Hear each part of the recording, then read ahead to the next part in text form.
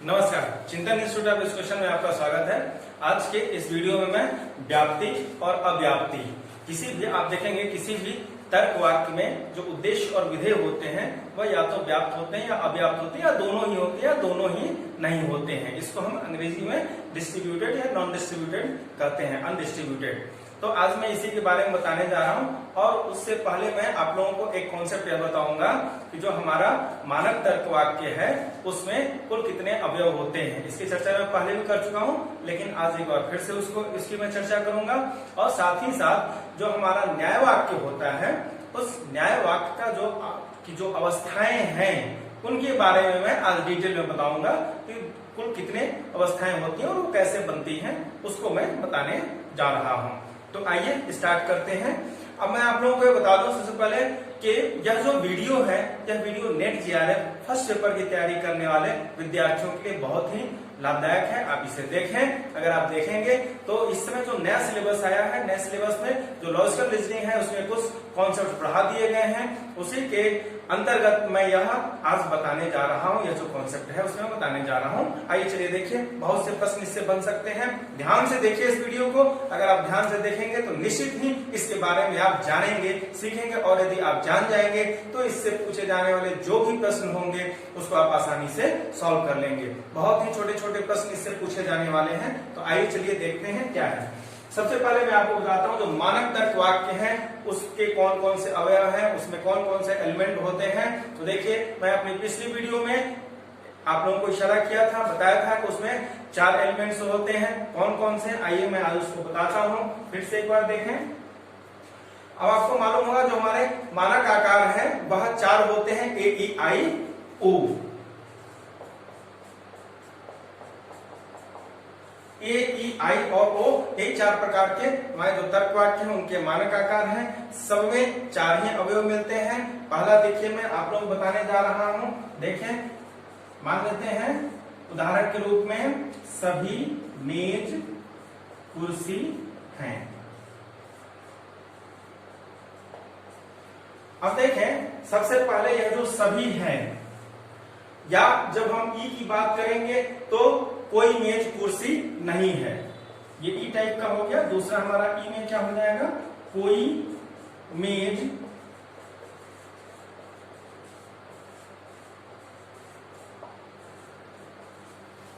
कुर्सी नहीं है। यहां पर आप देखेंगे यह जो कोई है कोई नहीं, ये 2 चीजें, ठीक है। फिर आप देखेंगे आई में कुछ मेज कुर्सी हैं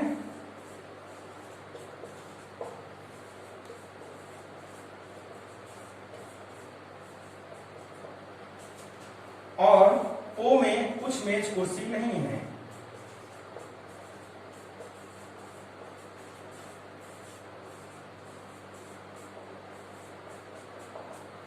तो आप देखें यहां पर ये जो सभी, कोई नहीं, कुछ नहीं, ये जो शब्द आ रहे हैं ये हमारा परिमाण को बतलाते हैं, क्वांटिटी को बतलाते हैं। तो जो पहला अवयव होता है वो क्या है, हमारा परिमाण है,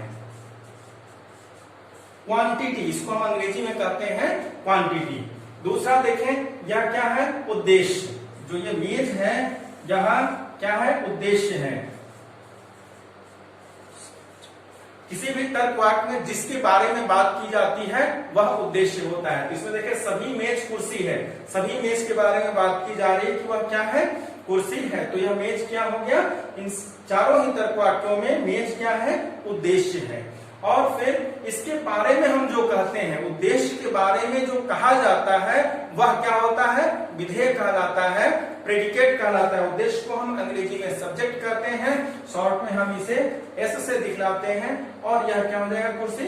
इस उद्देश्य के बारे में, सब्जेक्ट के बारे में जो भी कुछ बताया जाता है, जो भी कुछ कहा जाता है वह क्या होता है, विधेय होता है, प्रेडिकेट होता है।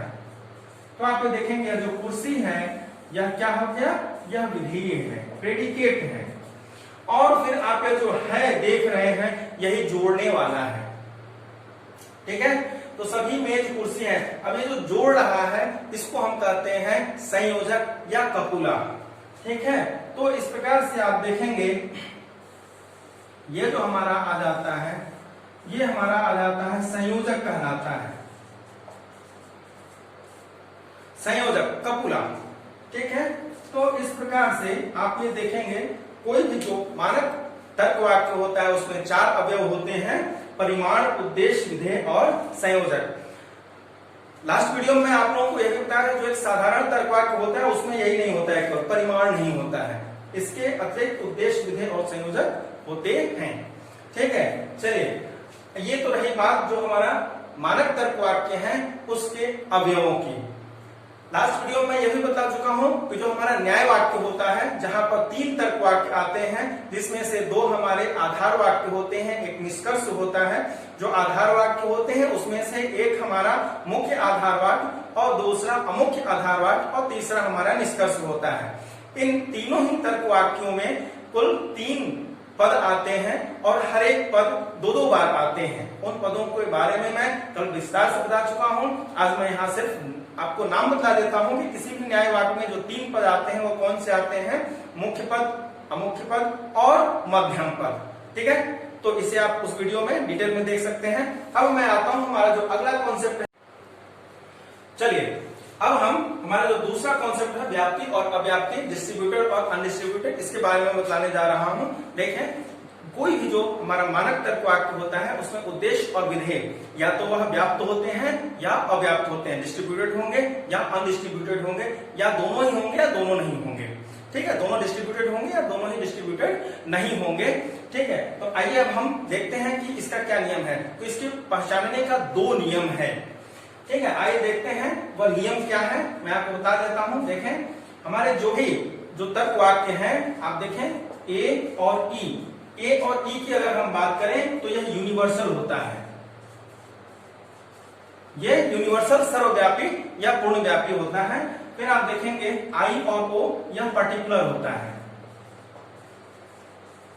पर्टिकुलर के अंशव्यापी तर्क वाक्य है। तो पहला नियम क्या है कि ये जो हमारा यूनिवर्सल है, यूनिवर्सल जो तर्क वाक्य होता है इसका उद्देश्य पद व्याप्त होता है, और ये जो नीचे वाले हैं आई और ओ जो पर्टिकुलर है, अंशव्यापी है, इसका उद्देश्य पद अव्याप्त होता है। ठीक है, यूनिवर्सल यानी कि पूर्णव्यापी का जो उद्देश्य पद होता है वह व्याप्त होता है और पर्टिकुलर का उद्देश्य पद अव्याप्त होता है। तो आप देखेंगे यहाँ पर जो हमारा सब्जेक्ट है वह डिस्ट्रीब्यूटेड है और यहाँ पर जो सब्जेक्ट है वह अनडिस्ट्रीब्यूटेड है। ठीक है, अब दूसरा नियम क्या कहता है उसको हम देखते हैं। अब देखिए ए और आई क्या है, सकारात्मक है। ए और आई क्या है, अफर्मेटिव होता है। ठीक है, अफर्मेटिव है, और ये दोनों क्या है, निगेटिव है। ठीक है, तो आप देखिए जो हमारा अफर्मेटिव है यानी कि सकारात्मक जो तर्क वाक्य होते हैं उसमें जो विधेय पद होता है वह अव्याप्त होता है। यहाँ पर विधेय यानी कि प्रेडिकेट, जो प्रेडिकेट होता है वह क्या होता है, अव्याप्त होता है, यानी कि वह अनडिस्ट्रीब्यूटेड होता है। और जो नकारात्मक होते हैं, नकारात्मक जो तर्क वाक्य है उसका जो प्रेडिकेट है, जो विधेय है वह व्याप्त होता है। तो इसका जो प्रेडिकेट होता है वह क्या होता है, डिस्ट्रीब्यूटेड होता है, वह आपका व्याप्त होता है। तो इस प्रकार से आप देखेंगे यहाँ पर यही हमारा सूत्र रूप में बन जाता है। देखिए बहुत ही आसान है। इस प्रकार से आप एक वर्ग बनाएंगे, इसमें 4 खाने बनाएंगे। यहाँ पर ए, ई, ये आई और ये ओ आप बना लेंगे और ऊपर लिखेंगे उद्देश्य पद व्याप्त, उद्देश्य पद व्याप्त। ठीक है, डिस्ट्रीब्यूटेड टर्म्स ऑफ आपका सब्जेक्ट, और नीचे क्या लिखेंगे, उद्देश्य पद अव्याप्त, उद्देश्य पद अव्याप्त। ठीक है, और अब देखें जब हम अफर्मेटिव निगेटिव में लेते हैं तो ये जो निगेटिव है, निगेटिव में प्रेडिकेट क्या होते हैं, व्याप्त है, डिस्ट्रीब्यूटेड है। तो यहां पर हम लिखेंगे विधेय पद व्याप्त, डिस्ट्रीब्यूटेड, और इधर हम लिख देंगे विधेय पद अव्याप्त।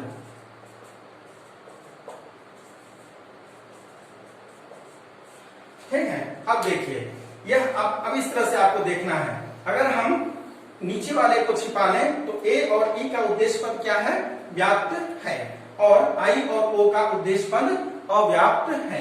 ठीक है। और इस तरह से देखें तो इधर वाले का विधेय पद व्याप्त है और इधर वाले का विधेय पद अव्याप्त है। तो इस प्रकार से आप देखेंगे, अगर हम ए की बात करें तो देखिए ए ऊपर है, इसका उद्देश्य पद व्याप्त है, और इधर है तो विधेय पद अव्याप्त है, यानी कि उद्देश्य व्याप्त और विधेय इसका क्या हो जाएगा, अव्याप्त। अब आप इसको एक चार्ट के रूप में बना सकते हैं। इसके साथ साथ देखें, ये मैं यहां पर लिख देता हूं, हमारा जो चारों है ए, ई, आई और ओ, और यहां पर मैं लिखता हूं सब्जेक्ट और प्रेडिकेट। तो देखिए ए का सब्जेक्ट क्या होता है, या डिस्ट्रीब्यूटेड होता है, व्याप्त होता है, ठीक है। और विधेय पद यहां से देखिए इधर है, अव्याप्त है, अनडिस्ट्रीब्यूटेड है, ठीक है। तो जो हमारा ए तर्क वाक्य है उसका सब्जेक्ट डिस्ट्रीब्यूटेड और प्रेडिकेट क्या हो गया, अनडिस्ट्रीब्यूटेड हो गया। अब ई की बात करते हैं। ई देखिए यहाँ पर ये ऊपर वाले दोनों का उद्देश्य पद व्याप्त है, यानी कि इसका भी उद्देश्य पद क्या होगा, व्याप्त होगा, डिस्ट्रीब्यूटेड होगा। और ये इधर है, इधर में आप देखिए इन दोनों का ही विधेय पद क्या है, व्याप्त है, तो ये भी क्या होगा, डिस्ट्रीब्यूटेड होगा। तो ई का सब्जेक्ट और प्रेडिकेट, उद्देश्य और विधेय दोनों ही क्या होते हैं, डिस्ट्रीब्यूटेड होते हैं, व्याप्त होते हैं। अब आई की बात करता हूं। आई में देखें, आई क्या है, इधर है, तो देखिए विधेय पद क्या हो जाएगा, इसका अव्याप्त होगा। और नीचे की तरफ है तो उद्देश्य पद भी अव्याप्त है, यानी कि यहाँ पर दोनों ही क्या है, अनडिस्ट्रीब्यूटेड है। आई में सब्जेक्ट और प्रेडिकेट दोनों ही अनडिस्ट्रीब्यूटेड है, अव्याप्त है। देख सकते हैं आप, इन दोनों के उद्देश्य पद क्या है, अव्याप्त है, और इधर वाले इन दोनों के विधेय पद अव्याप्त है। तो आई में सब्जेक्ट और प्रेडिकेट यानी कि उद्देश्य और विधेय दोनों ही क्या है, अव्याप्त है, अनडिस्ट्रीब्यूटेड है। अब लास्ट हम इसकी बात करते हैं ओ की।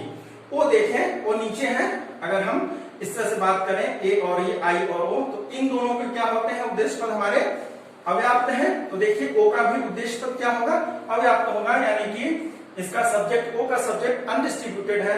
और ये देखिए इधर है, नकारात्मक है, तो नकारात्मक का जो विधेय पद होता है वह क्या होता है, व्याप्त होता है, डिस्ट्रीब्यूटेड होता है, तो ये हो जाएगा आपका डिस्ट्रीब्यूटेड।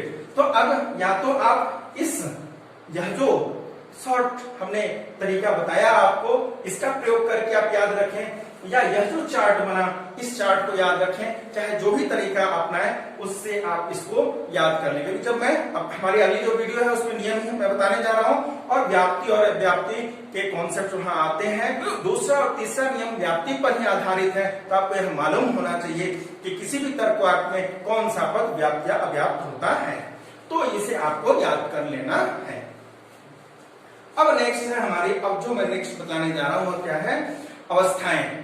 पिछली वीडियो में बहुत ही शॉर्ट में बताया था, इसमें मैं उसको डिटेल में बताने जा रहा हूं। सबसे पहले आप जान लीजिए कि अवस्थाएं क्या है। जो भी हमारा न्याय वाक्य है, न्याय वाक्य में आने वाले जो तर्क वाक्यों का क्रम होता है वही अवस्थाएं हैं। अब ये क्रम कैसे आ सकते हैं, पहला हमारा ए हो सकता है, दूसरा ई, तीसरा आई। इसी पर आप देख सकते हैं, पहला ए और ई, और तीसरा जो निष्कर्ष है आई की बजाय ओ हो सकता है, ए हो सकता है, कुछ भी हो सकता है, ठीक है। तो आइए चलिए हम इसको कैसे हम बनाएंगे, या कितने रूप आते हैं उसको कैसे निकाला जाएगा वह मैं बताने जा रहा हूं। बहुत ही ध्यान से देखिए, तो अवस्थाएं जो टोटल बनती हैं आपकी, उसे आप आसानी से समझ जाएंगे। देखिए, किसी भी न्याय वाक्य में 3 तर्क वाक्य होते हैं। एक तो होता है हमारा मुख्य आधार वाक्य, ठीक है, नंबर 1 हमारा मेजर प्रीमाइसेस। दूसरा होता है माइनर प्रीमाइसेस, ठीक है, मेजर, माइनर। और तीसरा हमारा होता है conclusion. Major premise, minor premise और कंक्लूजन। मेजर प्रीमाइस पर अगर हम मान लेते हैं कि ए आया और यहां पर भी ए, तो कंक्लूजन क्या होगा आपका, ए, ई, आई और ओ, इन चारों में से बारी बारी से कोई भी आ सकता है।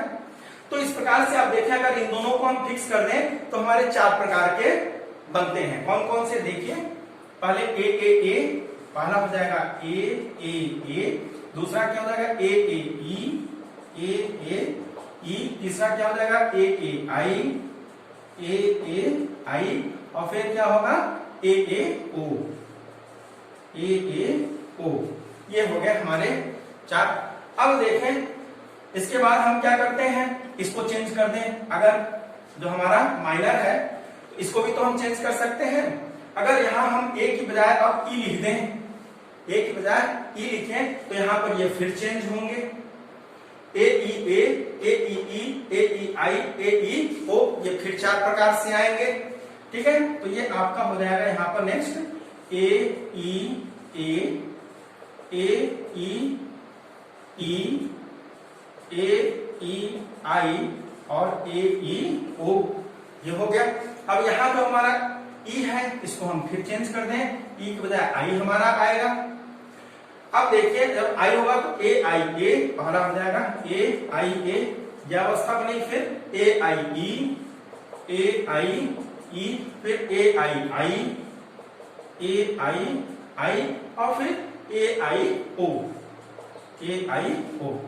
ठीक ऐसे ही इस आई की जगह अब हम इसको फिक्स रखते हैं और ये हो जाएगा, तो ए ओ के साथ ए ई आई ओ का कॉम्बिनेशन, तो क्या बनेगा आपका ए ओ ए, ए ओ ई, ए ओ आई, ए ओ ओ, ये इस प्रकार से।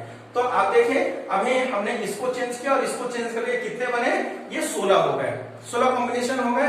अब यहाँ देखिए केवल ए था तब 16 बना, अब यहां मैं ए की जगह ई लिख दूं और फिर वही प्रक्रिया स्टार्ट करूं, ये ई, ये ए और ये 4, तो इस पर फिर 16 बनेंगे, ई ए, ई ए आई, ये फिर 16 बनेंगे।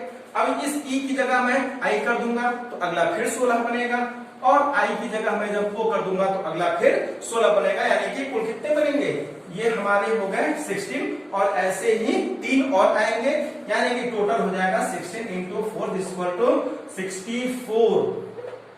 टोटल अवस्थाएं कितनी हो गई, 64।